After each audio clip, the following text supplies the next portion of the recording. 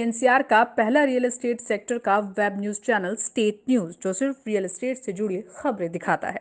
State news के खास show जिसका नाम है वॉइस ऑफ RWA। इस शो के जरिए हम हर शनिवार शाम 5 बजे गुरुग्राम की एक सोसाइटी की आवाज को बुलंद करने का काम करते हैं। इस सोसाइटी में रहने वाले लोगों को आखिरकार क्या परेशानी है, उन परेशानियों को सरकार तक और प्रशासन तक पहुंचाने की पूरी कोशिश की जाती है, ताकि गुरुग्राम में करोड़ों के फ्लैटों में रहने वाले लोगों को मूलभूत सुविधाएं मिल सके।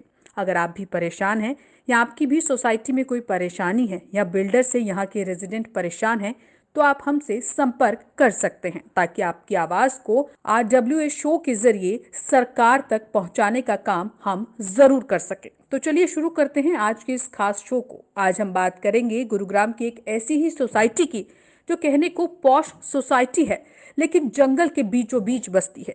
करोड़ों के फ्लैट हैं, लेकिन मूलभूत सुविधाओं के नाम में हालात गांव से भी बदतर हैं। आखिर कौन सी है ये सोसाइटी और क्यों यहाँ के लोग प्रशासन और बिल्डर को कोसते हैं, दिखाएंगे हम इस शो के जरिए। लेकिन अगर उससे पहले आपने हमारे चैनल को अब तक सब्सक्राइब नहीं किया, तो सबसे पहले हमारे चैनल को सब्सक्राइब जरूर करें, ताकि रियल एस्टेट से जुड़ी तमाम खबरें आप तक सीधी पहुंच सकें। दरअसल गुरुग्राम के सेक्टर 71 की CHD एवेन्यू सोसाइटी इन दिनों मूलभूत सुविधाओं के लिए तरस रही है। किस तरह से यहाँ के रेजिडेंट अब ये कहते नजर आते हैं कि कहने को तो ये पॉश सोसाइटी है, लेकिन यहाँ सुविधाएं गांव जैसी भी नहीं है। लेकिन उससे पहले इस सोसाइटी की बेसिक डिटेल जान लेते हैं। सोसाइटी को CHD बिल्डर की तरफ से तैयार किया गया था और 2015 में लोगों को अलॉटमेंट दी गई थी। अगर इस पूरी टाउनशिप की बात करें तो इस पूरी टाउनशिप को 16.5 एकड़ में बसाया गया है, जबकि कुल 18 टावर्स में से 861 फ्लैट से और तकरीबन सोसाइटी में 3000 के आसपास मौजूदा समय में लोग रह रहे हैं। इस पूरी सोसाइटी में 2 गेट बनाए गए हैं, जबकि दोनों गेट ऊपर ही रास्ते की काफी दिक्कत है। बिल्डर की तरफ से सेक्टर 71-72 से जुड़ने वाली रोड पर इस पूरी टाउनशिप को बसाया गया था। लोगों को ये कहकर ये फ्लैट बेचे गए थे कि इस रोड से सोसाइटी को पूरी तरह से कनेक्ट होगा, लेकिन अभी तक इस रोड को तैयार ही नहीं किया गया। और तो और ये रोड बंद कर दिया गया है, जिसकी वजह से अब यहाँ पर कूड़े और मलबे के ढेर लग चुके हैं। साथ ही गंदगी का अंबार भी पूरी तरह से सोसाइटी के बाहर देखने को मिलता है। ऐसी सोसाइटी में रहता हूँ, CHD में। हमारे यहाँ जो सबसे बड़ा प्रॉब्लम है अर्ली मॉर्निंग, स्पेशली विंटर में, जी हुडा का जो बगल में सीवेज ट्रीटमेंट प्लांट है, STP प्लांट है, जिसके वजह से सुबह बहुत बुरी स्मेल आती है, जो कि बच्चों के हेल्थ के ऊपर, बड़े बुजुर्ग के हेल्थ के ऊपर काफ़ी इफेक्ट पड़ता है। And it is not very healthy atmosphere to stay इन।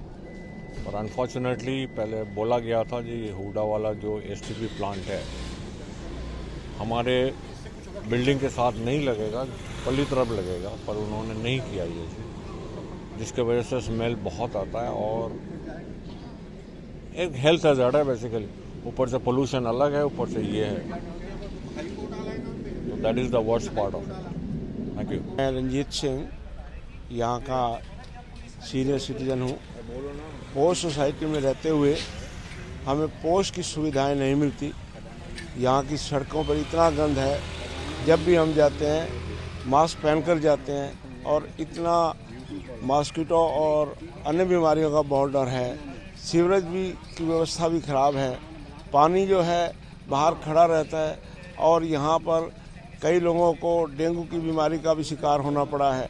हमें बहुत जो पोश इलाका है वो नहीं है, जो बिल्डर है वो यहाँ तक की पूरी सुविधाएं नहीं दे रहा, और आज इसका हालात भी बहुत ख़राब है। हम ये चाहते हैं कि यहाँ जो भी सुविधाएं एक पोस्ट सोसाइटी को मिलनी चाहिए पूर्ण रूप से मिले।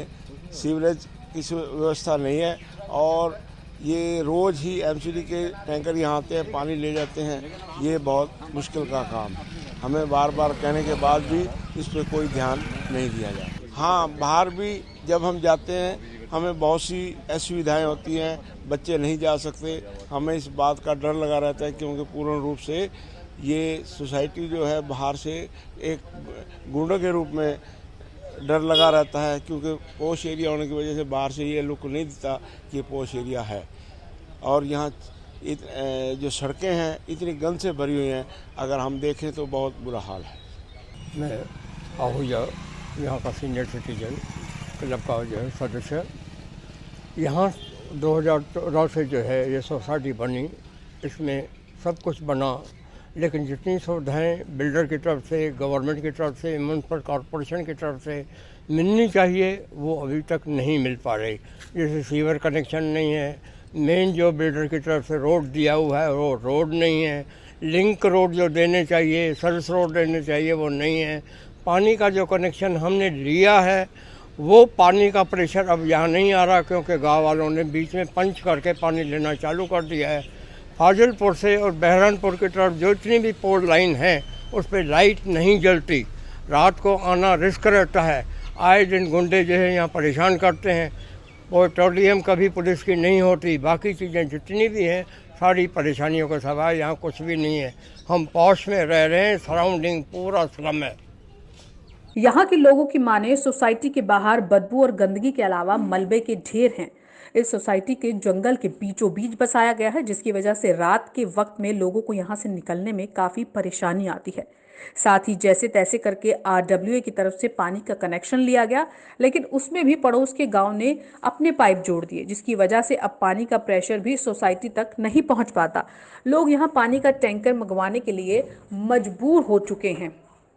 तो वहीं अगर हम बात करें कि अब तक तमाम विभागों के चक्कर भी यहाँ लोग काट चुके हैं, लेकिन सीवर कनेक्शन पिछले 8 सालों से सोसाइटी को नहीं दिया गया।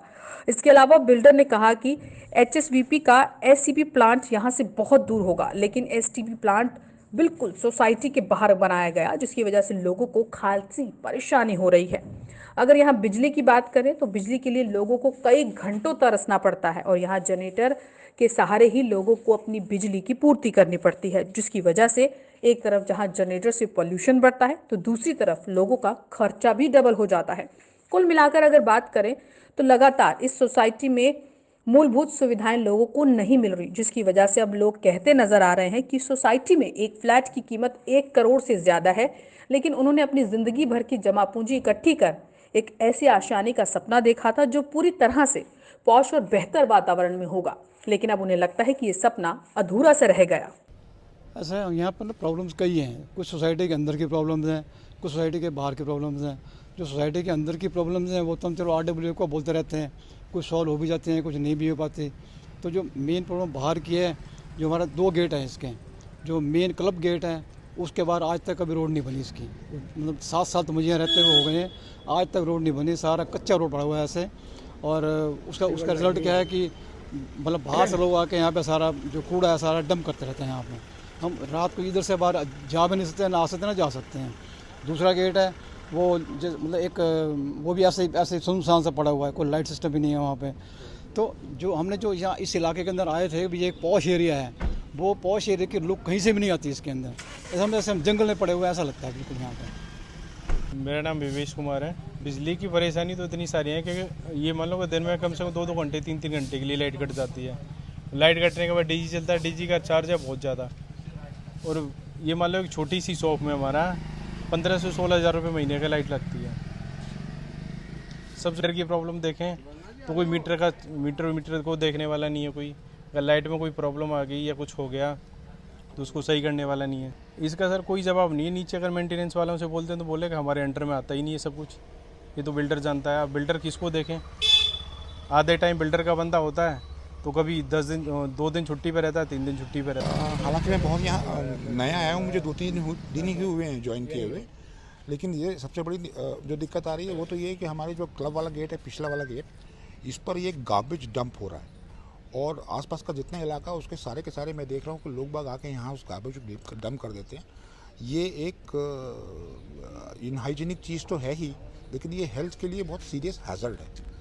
सबसे बड़ी दिक्कत इस सोसाइटी में ये है कि अभी तक सीवेज का हमें कनेक्शन नहीं दिया गया है। हालांकि गवर्नमेंट की जितने भी रेगुलेटरी अथॉरिटीज़ हैं वो हमारे रेजिडेंट से चार्ज भी कर रही हैं, प्रॉपर्टी टैक्स भी सब दिया जा रहा है, लेकिन हमें सीवेज का कनेक्शन अभी तक नहीं दिया गया और उसकी वजह से इतनी ज़्यादा प्रॉब्लम है कि हमारा जो ये पूरा 900 अपार्टमेंट्स की जो सोसाइटी है, ये सोसाइटी का सीवेज कहाँ जाएगा, इसका कोई सुनवाई नहीं है। तीसरा जो हमारी एक्सेस रोड है, मेन एक्सेस जो रोड है, जो राव विजय वीर सिंह मार्ग है, उस पर लाइट्स लगी हुई हैं, पोल्स लगे हुए हैं, लेकिन उस पर कोई स्ट्रीट लाइट नहीं है। And it is such a dangerous situation particularly in the night. ये पूरे 1000 से ज़्यादा लोग यहाँ पर सोसाइटी में जो रहते हैं उस रोड को फॉलो करते हैं।